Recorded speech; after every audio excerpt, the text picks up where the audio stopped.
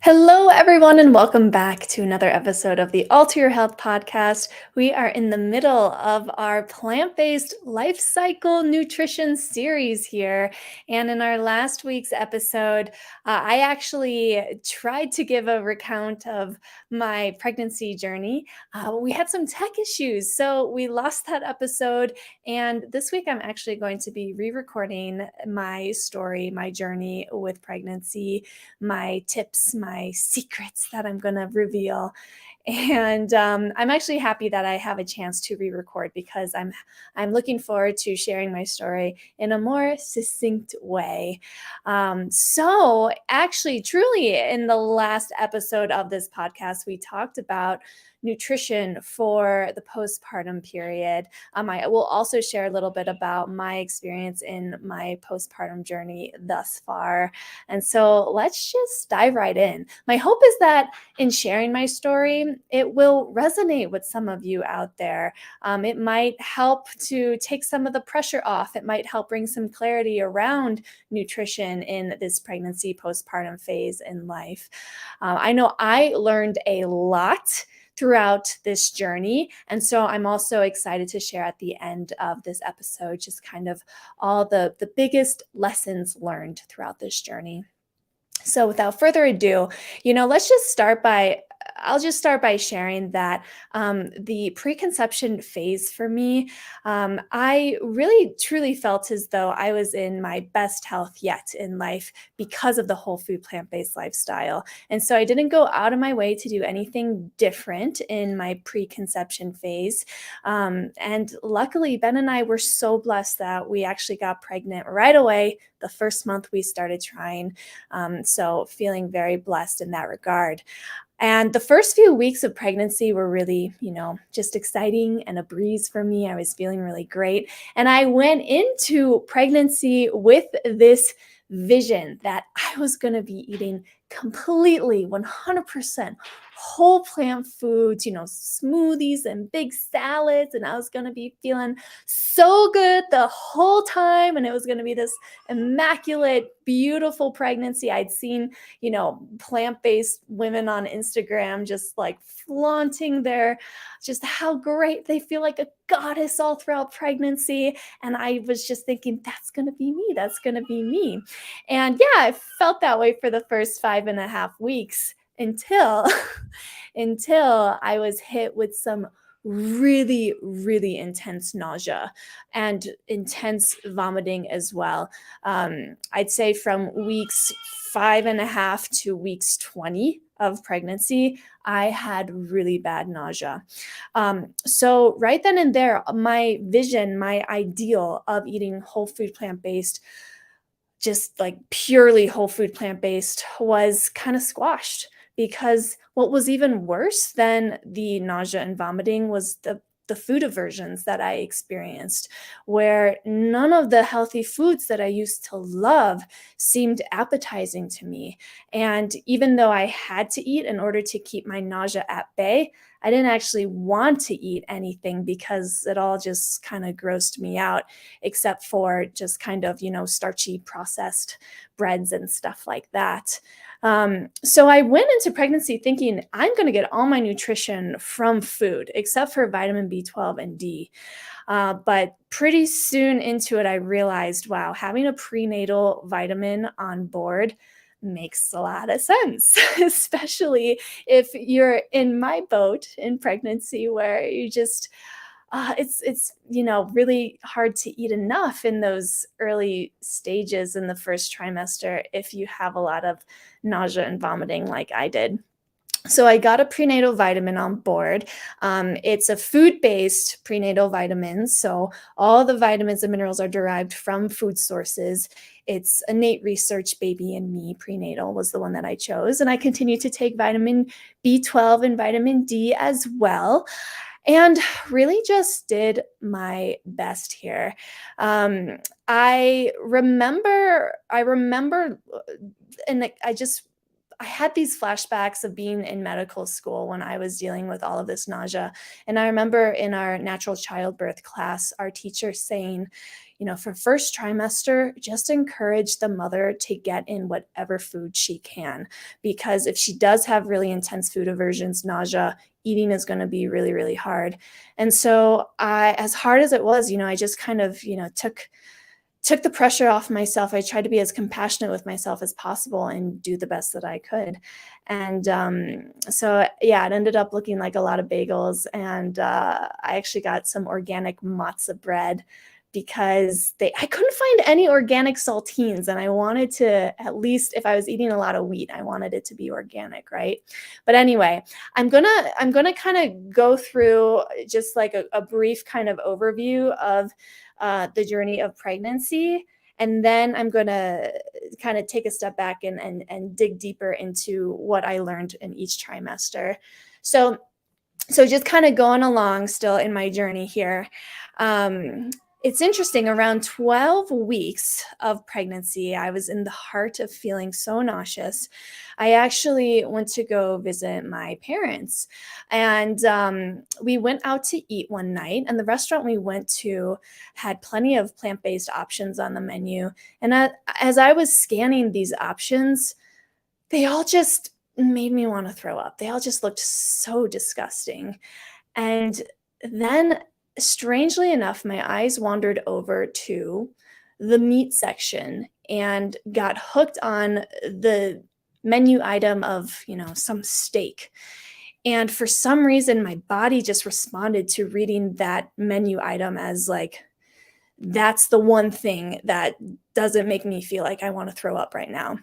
And this was really curious to me because I hadn't eaten any meat for 7 years. I never had any meat cravings. I never had any desires. I never felt deprived in my whole food plant-based diet.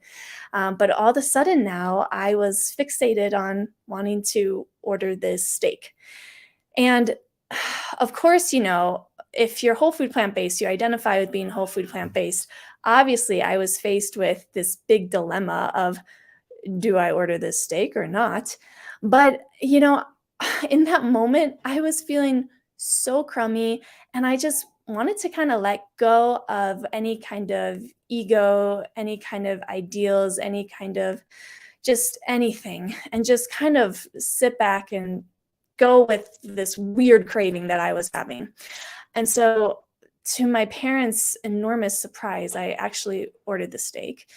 And interestingly enough, I ate the entire steak. It was a small steak, but still. And I was thinking, like, this is going to be interesting. I haven't had steak in 7 years. How is this going to sit in my stomach? And it actually settled my stomach and it helped me feel a lot better.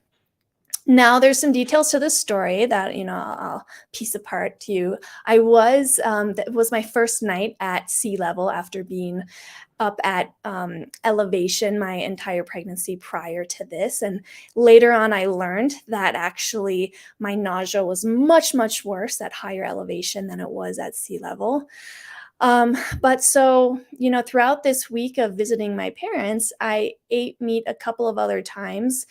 And every time it settled great in my stomach. And, I was kind of asking myself all these weird questions, like, why is it that I'm wanting to eat meat? And does this make me a failure now? I had this ideal of having a completely vegan, whole food, plant-based pregnancy. But I just decided not to judge myself. I just decided to let myself off the hook. I just decided to go with the flow, because flexibility is kind of the name of the game as soon as you become parents, right? So I felt like it was kind of my first test of letting go of just control and expectations and ideals as a parent as well. Anyway, moving on with this story. When I returned home to Colorado, back up at elevation, my nausea, vomiting, everything just was back to full force again. And shortly after I returned, I went to a visit to go see my midwife as just a normal prenatal checkup.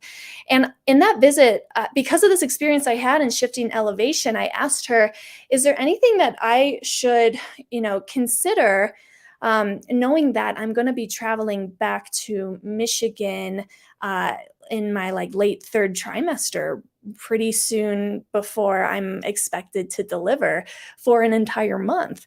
Am I going to deacclimate there? Is that going to impact, my birth at all? And she said not to worry, but she did say you might just want to kind of support your body in its blood building with some blood building nutrients, like, you can up your iron and take some, green powder, chlorella powder. And as she said this to me, something clicked. And it occurred to me that perhaps maybe one of the reasons why my nausea was so much worse at elevation than it was at sea level was because my body simply had to work harder to build blood, to create more blood. And in pregnancy, especially in, late first trimester and second trimester, your body is building so much blood. It's working around the clock, working so hard. And I decided, I wonder if I were to take more blood building nutrients now, maybe that would help take some of the load off of my body. Maybe it wouldn't have to work so hard and I wouldn't feel as crummy. And so I actually started supplementing with iron. And I also took some chlorella tablets because I wasn't having smoothies at that time. And it was really hard for me to, have green powder on a daily basis if I wasn't eating a smoothie. And it was very noticeable very quickly that within a few days of supplementing with iron and chlorella, my nausea decreased substantially. And yes, this kind of was a big aha moment for me. Like, oh, wow, okay. Once again, I went into this pregnancy with these ideals thinking I'm not going to have to supplement. I get plenty of iron in my whole food plant-based diet. But it was this real realization moment of seeing that in pregnancy, we just need more of everything. We need more calories, we need more vitamins, we need more minerals, especially some of these key minerals that play into, for example, the blood building component of growing a baby inside of you. And it helped me see why it was that, oh, yeah, I got a little bit of a boost after I ate this steak. I think one of the reasons also, in hindsight, one of the reasons why my stomach felt a little bit settled after eating that meat is because high protein meals actually increase stomach acid levels. We need stomach acid to break down protein. And it's hypothesized, one of the theories behind morning sickness or nausea is that the increased progesterone that happens when we're pregnant slows down all the digestive functions, including the production of hydrochloric acid. So that could explain also why, I felt a little bit better after eating the meat. And I wasn't eating a ton of high protein plant foods at that time. I really couldn't even just stomach the idea of eating beans around that time. So anyway, after I started supplementing with the iron and the chlorella, pregnancy was like a breeze, much more grace and ease in the pregnancy period. Or in my pregnancy journey. I mean, I got hung up on the word grace because yes, Grace was also there with me all along the way. I just didn't know that she was Grace at that time. So now at this point, I wanted to kind of just share that overview of that very interesting troubleshooting that I had to do in early pregnancy. Now what I'd like to do is shift to all the lessons learned and the tips and talk about some of my favorite foods throughout my pregnancy journey. So, okay, kind of going back to the first trimester, just as a review, the biggest lessons learned here. Biggest one was compassion and letting go of those expectations and ideals and not being hard on myself.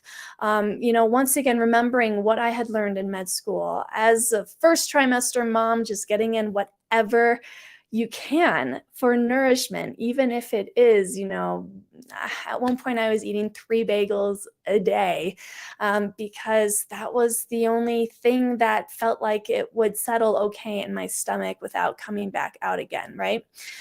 Another big lesson was, having a prenatal on board is such a great assurance policy to know that you are getting some good nutrition every day, even if it's in a pill form, even if you're not getting it from Whole Foods. So I'm now in camp prenatal for sure. Is it possible to have a healthy, nourished pregnancy without a prenatal? Sure, of course. It requires a lot of attention to detail. And I would encourage that if you are attempting to do so, that you've got a nutritionist on board, or you are really, really well versed and educated in nutrition yourself, and you're doing a substantial amount of tracking to make sure that you are eating everything that you need every day. But also my my lessons about nausea and tips for preventing nausea, or I can't really say preventing nausea, but helping to deal with the nausea if you are someone who experiences nausea. Eating high protein foods. It's funny how bringing my whole food plant-based kind of education and experience and mentality into pregnancy, I was thinking, oh, I get plenty of protein. I get plenty of protein. I don't need to focus on high protein foods. However, focusing on high protein foods actually was very helpful in reducing the nausea. Once again, because when we eat higher protein foods, higher protein meals and snacks, it just calls upon more production of hydrochloric acid in our stomach. So actually, I would wake up and eat immediately before getting out of bed, Go Macro bar, which once again is a slightly processed plant-based food, but it's got 10 grams of protein in it, and it really helped me feel good, especially first thing getting out of bed. Also, I would drink some diluted apple cider vinegar. I would do this actually while I would do like a morning 30-minute workout. I really wanted to stay active throughout my pregnancy. And so I decided, even though I feel nauseous, I'd like to continue with morning movement. And so I did 30 minutes of morning movement every day. And I found the movement actually helped kind of distract me from the nausea. But sipping on some diluted apple cider vinegar also helped, once again, I think because of that acidification of the stomach, helped to alleviate some of the nausea. And then, of course, the frequent snacking throughout the day helped. There's the other kind of, very well-known tips of cold foods and ginger. And, some people suggest vitamin B6, and none of those really helped for me that much. Just kind of eating regularly was, the best thing. And also supplementing with iron and chlorella made the biggest difference for me. Now, I'm not saying it's going to make the biggest difference for everyone, but iron, as we've learned in the previous episode where we talked about nutrition for pregnancy, iron is one of the minerals that has a tendency to become deplete in the pregnancy phase because we're building so much blood. So having an iron supplement on board is not a bad idea for pregnant women. So favorite foods in this phase, fruit. Fruit, luckily, I never created an aversion to fruit, so that was never an issue. I ate plenty of fruit. Bagels, but specifically organic sprouted Alvarado Street Bakery bagels. So I wanted to make sure it was still good, high quality wheat and sprouted. And I would eat this with vegan cream cheese, like a Miyoko's cream cheese. And that was, I actually kind of looked forward to these bagels. It was really kind of the only thing I looked forward to other than fruit, and then Go Macro bars. Now I tried it. That wasn't all I ate. I really tried my best to get in the vegetables and get in the beans and get in things as much as I could. But those were kind of my rocks, my staples. All right, so second trimester lessons. In the second trimester, many women start to feel better. All those kind of first trimester symptoms start to fade. So this is the time to really enjoy more movement. I certainly enjoyed more movement. I got back into many of my activities that previously, I really enjoyed before all the nausea hit me. Had more of an appetite for the foods that previously I liked to eat as well. So was having a lot more fun in the second trimester. And this is when you start to this is when you need to start to eat a little bit more calories, about 300 extra calories or so. Um, and ideally, you're also focusing for me, you know, when we take into everything we learned in our pregnancy nutrition episode, for me, I found that with whole food plant-based eating, the two nutrients that I needed to focus most on to make sure I was getting enough of was calcium, and then also protein as a macronutrient. Simply because, once again, in my second trimester, I still had, a fair amount of food aversions. And so things like beans, which is such a good source of protein and calcium, I wasn't really eating, and wasn't even eating that many nuts and such, other plant foods that we think of as being high in protein. But once again, protein is one of those things, a macronutrient that actually can really help reduce the experience of nausea. So I was definitely focused on getting enough protein and getting enough calcium. Interestingly enough, once again, if you listen to any of our previous episodes where we talk about protein with whole food plant-based eating, we always say, as long as you're eating enough of whole plant foods, you're going to be getting enough protein. But here's the deal. I was having a hard time eating enough, and I was having a hard time eating whole plant foods. So I needed a little bit more attention to make sure I was getting enough protein, as our protein needs do increase in the second trimester, and third trimester, as well, as we are growing this baby that needs proteins to create their structures as well, right? So with protein, during my pregnancy, one of the things I started to rely more on, was actually more breads. Wheat's actually pretty high in protein, so I started eating more sandwiches and more nut butters. I did PB&J. I did this avocado and hummus sandwich. And yeah, it's just a lot more bread than I usually eat. This is where I also brought in fortified plant milk as kind of a crutch, because I chose Ripple milk, which is a pea milk, which is both high in protein and high in calcium, although it's, synthetic kind of junk calcium, right?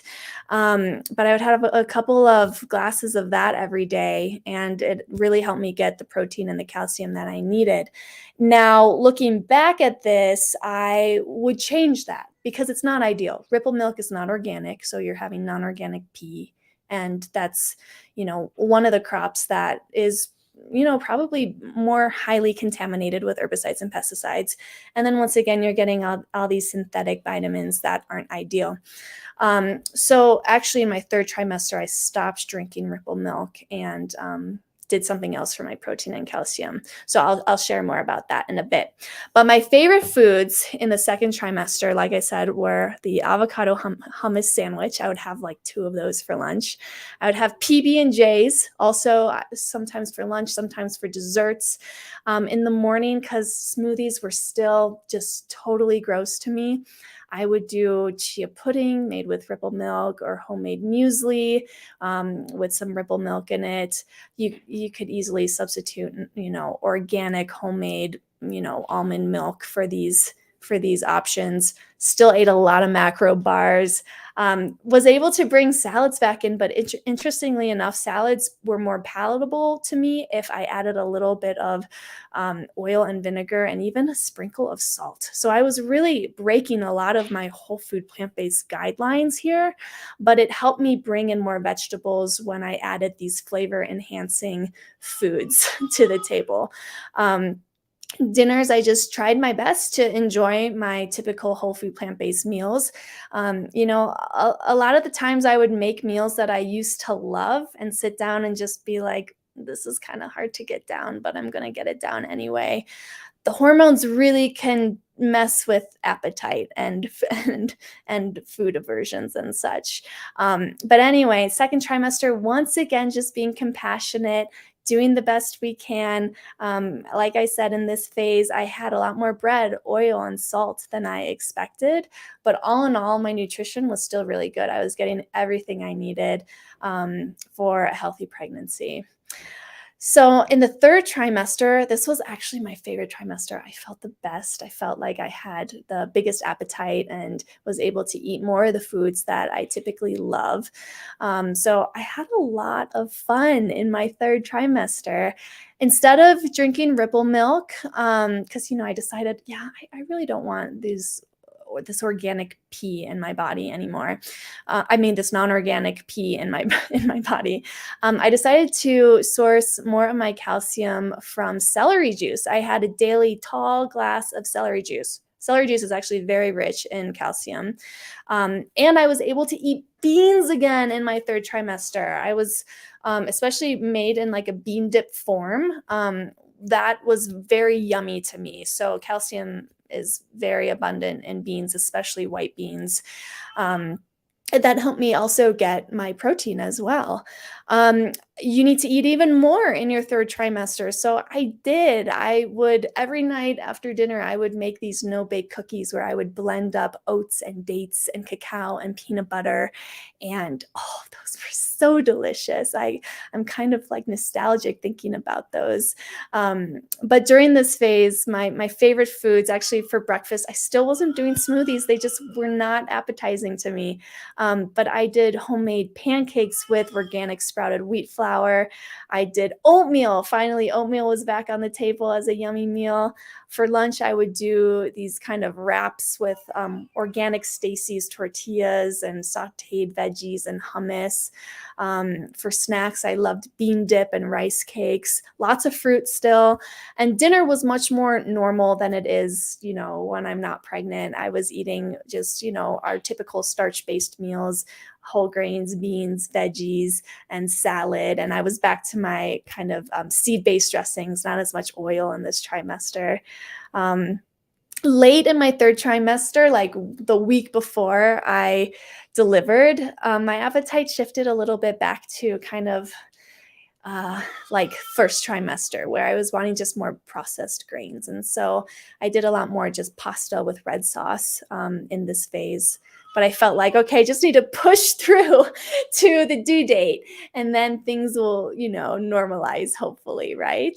But yeah, in my third trimester, I was eating a lot more fat than usual for sure, and just a lot more in general.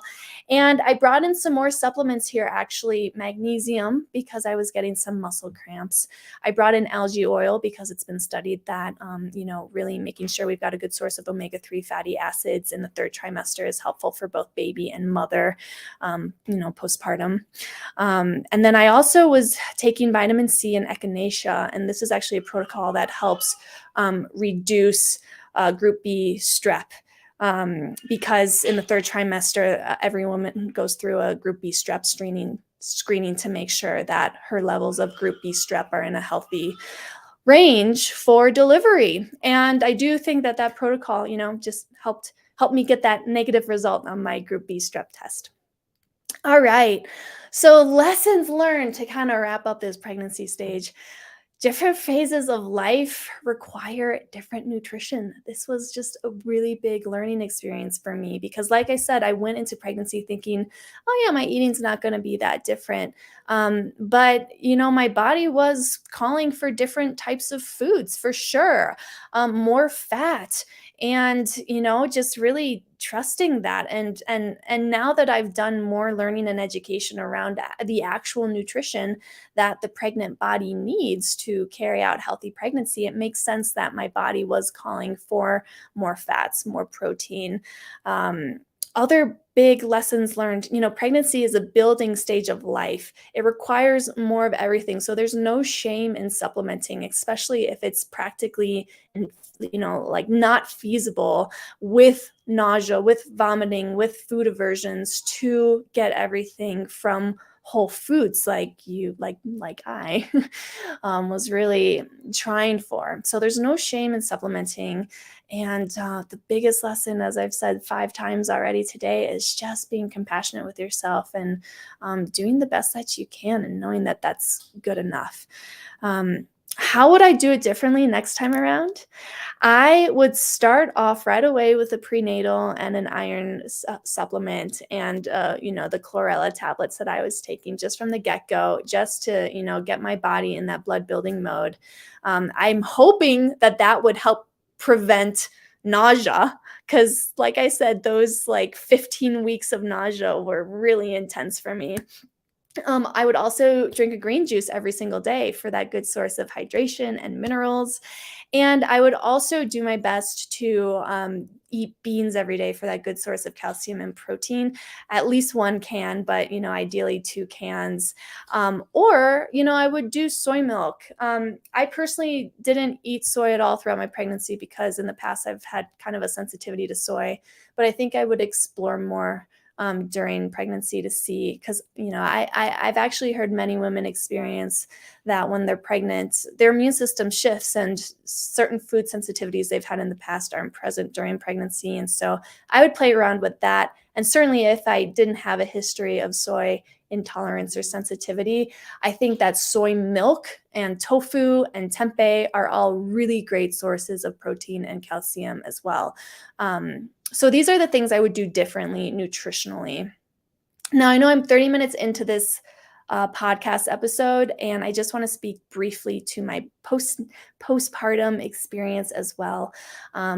Because although pregnancy was kind of rocky for me in the beginning, I was really blessed that my postpartum period was just so easy breezy.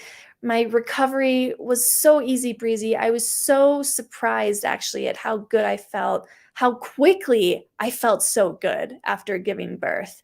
And so, yes, I mean, there's many different factors that play into a woman's recovery period after giving birth. Luckily, I had, kind of an uncomplicated vaginal birth. And so physically, I felt great walking and moving pretty quickly after delivering. But in terms of just how I felt in terms of energy and my nutrient status, I felt really great. I mean, there's of course going to be the impacts on sleep when you're waking up very frequently with a newborn, but I never felt like I was drained to the point where I felt like there was deficiencies that had formed. And I really do, I really do thank my attention to nutrition and the whole food plant-based lifestyle for this easy recovery period. And just, a few other kind of shares. My appetite didn't fully normalize probably until about 6 weeks after giving birth. And so in the beginning, I was eating still like a lot of, um, well, actually, my friend made me this delicious congee, which is just a rice-based pudding, and I ate a lot of that in the first few days. It's definitely a good, nourishing, hydrating postpartum food. But the foods that I was craving were mostly like peanut butter. I just have scoops of peanut butter, quick, easy calories. I actually made homemade granola, which was so yummy to me during this period. And I made a lot of homemade granola bars that had a lot of nuts and nut butters mixed into it. And, because there's little time to sit down and have entire meals with a newborn, I really liked these kind of grab and go foods. And I also had stocked my freezer with a lot of pre-made kind of frozen meals that were easy to reheat so that I didn't have to cook a lot in this period. Interestingly, a lot of those meals I wasn't even that into. Like I thought, oh, I'd like, nourishing lentil soup and, easy to digest stews. And I made all these great things, but I just, my appetite still wasn't really there for those types of foods. The foods that actually I really enjoyed eating that my community prepared for us on kind of like a meal train type system were like plant-based enchiladas were just so yummy, and like lasagna and kind of like coconut curry stew. It's interesting that all these kind of heavier meals were so nourishing to me because, you hear from certain philosophies like Ayurveda and more kind of Oriental medicine, you want to focus on more easy to digest foods shortly after postpartum. But my body wanted like these heavy foods. So, yeah, still really focusing on more fat in this period. And slowly, I'd say after about 6 weeks postpartum, all of a sudden I started craving all the foods that I used to eat prior to pregnancy and slowly just, kind of desired less fat in my diet. And I'd say, I think it was 3 months postpartum, I did my first Alter Health cleanse again, and that felt amazing. It actually felt amazing to be focusing on all these potatoes and all of these smoothies again. And now I'm 8 months postpartum, and I'm totally back to how I was eating before. Breastfeeding, having no issues with milk production. I forgot to mention, Grace was born at a healthy 7.5 pounds. She's been thriving ever since. She got back up to her birth weight 4 days after being, on her fourth day of life. So her health has been thriving. Breast milk production, like I said, has been great. And I really do think just our attention to nutrition really, really helps in the recovery. This kind of, re-nourishing time in life postpartum. And yeah, I just am really grateful for all that the lifestyle provides.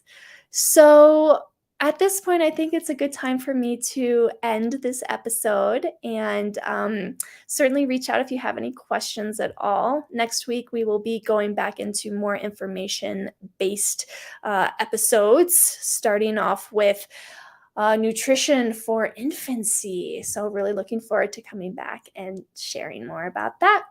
All right, everyone. Thanks for listening, and bye for now.